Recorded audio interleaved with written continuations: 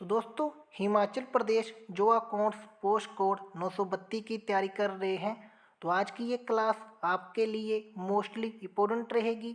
आज की ये क्लास 13वीं क्लास होगी। अगर आपने अभी तक पिछली वो 12 क्लासें नहीं देखी हैं तो चैनल पर जाके देख लेना, उनकी प्लेलिस्ट बनी है। और चैनल से पहली बार जुड़ रहे हैं तो चैनल को ज़रूर सब्सक्राइब करना और साथ में बेल आइकन को भी प्रेस कर लेना, ताकि इन फ्यूचर नई नई वीडियो की नोटिफिकेशन आप तक पहुंचती रहें।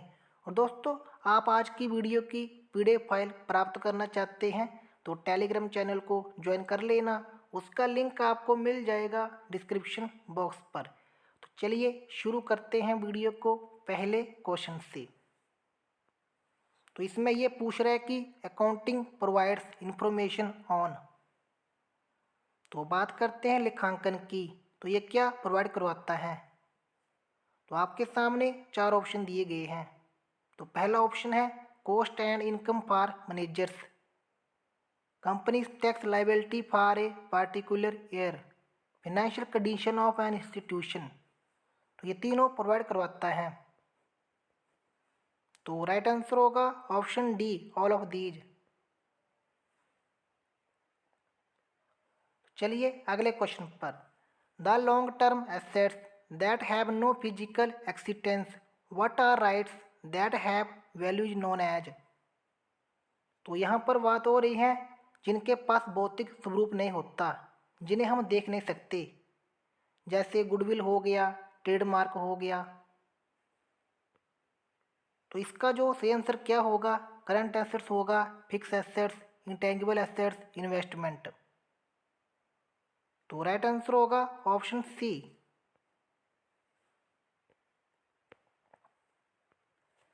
विच of the following is not a factor of capital structure planning.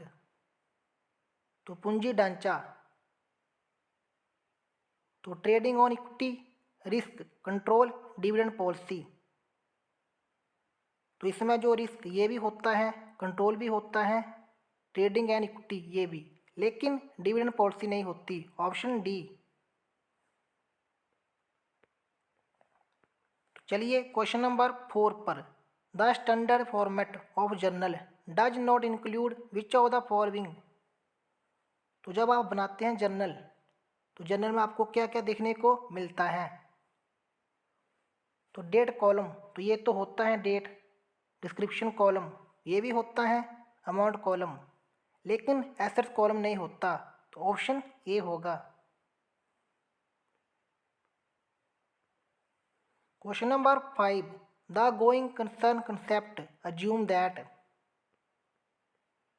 तो बात करते हैं गोइंग कंसर्न की, जो कि गोइंग बिजनेस के तौर पर। तो इसका जो सही आंसर क्या होगा, option A, the entity continue running for feasible future.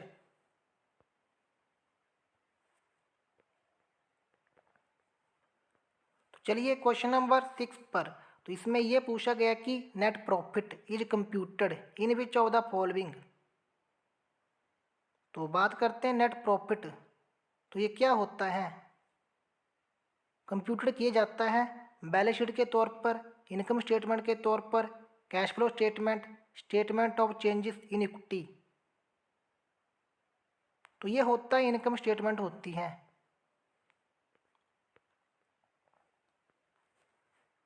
चलिए अगले क्वेश्चन पर। In income statement gross profit is always equal to.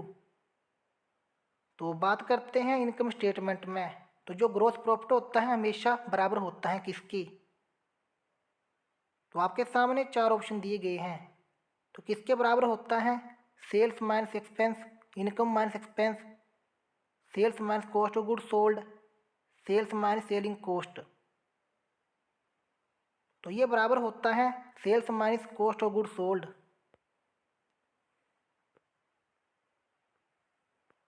Question number 8। Purchase plus opening stock minus closing stock. तो परचेज करते हैं plus opening stock minus closing stock, तो क्या निकलता है, amount of sales, gross profit, cost of good sold, net income. तो सही answer होगा option C, cost of goods sold.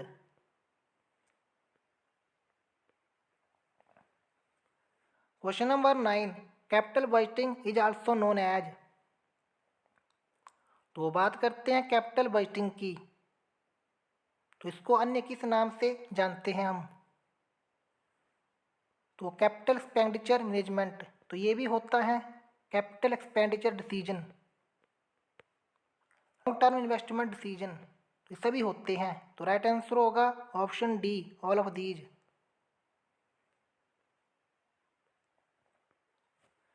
Which of the following is not A traditional method of capital budgeting. तो पूंजी budgeting, इसका जो method नहीं है traditional, पे बैक पीरियड हो गया, post pay back profitability, NP, अभी अकाउंटिंग रेट ऑफ रिटर्न, तो ये तीनों होते हैं, लेकिन एनपीवी नहीं होता, option C.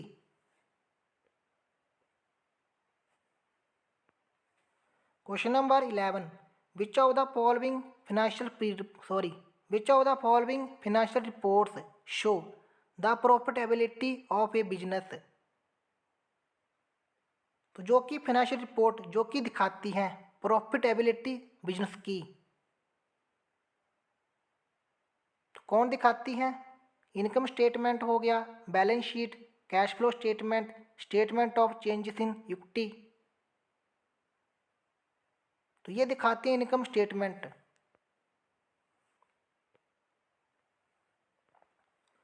All of the following are the method of inventory costing expect. तो यहाँ पर बात हो रही है इन्वेंट्री कॉस्टिंग की, तो इसमें जो कि मेथड होते हैं सिवाय, तो ये भी होता है, लिफो भी होता है, एवरेज कॉस्ट भी होता है, लेकिन ऑप्शन डी स्टॉक टेक नहीं होता।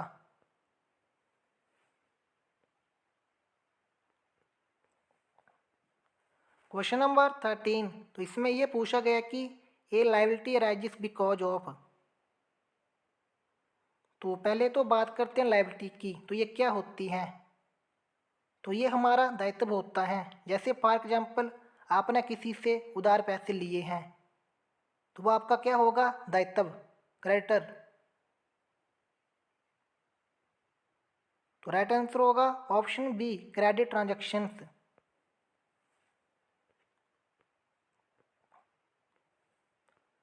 The amount invested by proprietor in a business is termed.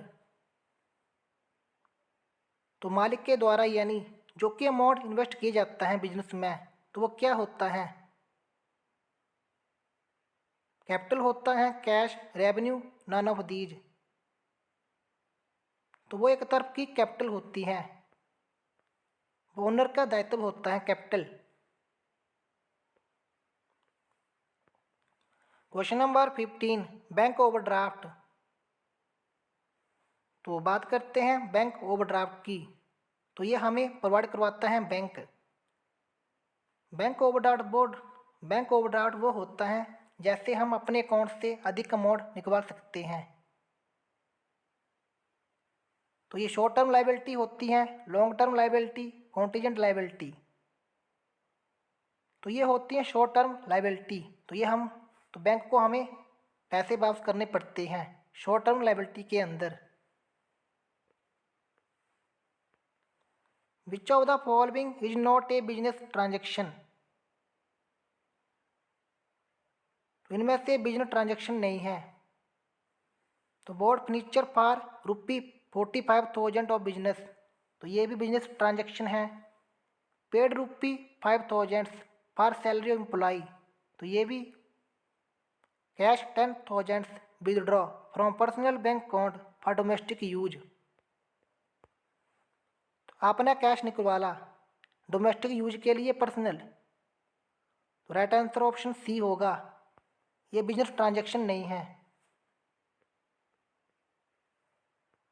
Question number 17, which of the following is not a long term liability.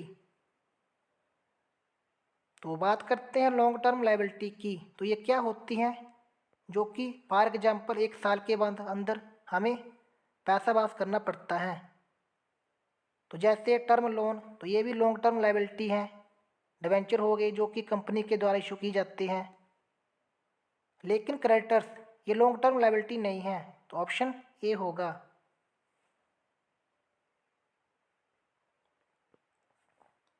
Question number 18, purchase refer to the buying of. तो बात करते हैं purchase की। तो ये क्या होता है?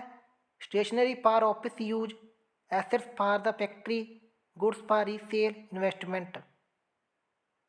तो जो परचेज का संबंध होता है गुड्स फॉर रीसेल, गुड्स करने हो रीसेल के लिए।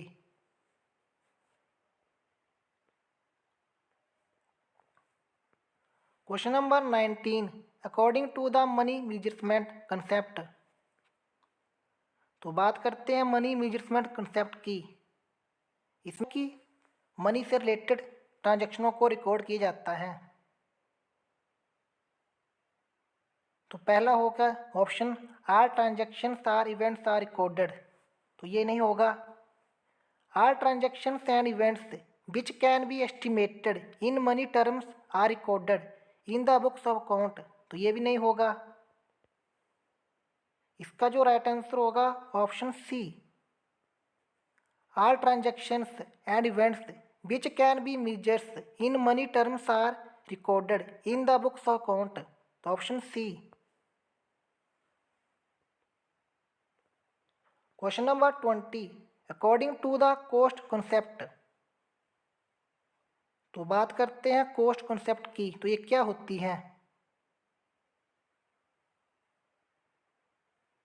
तो इसका जो राइट आंसर होगा option A, assets are recorded at the value paid for acquiring them. Option A.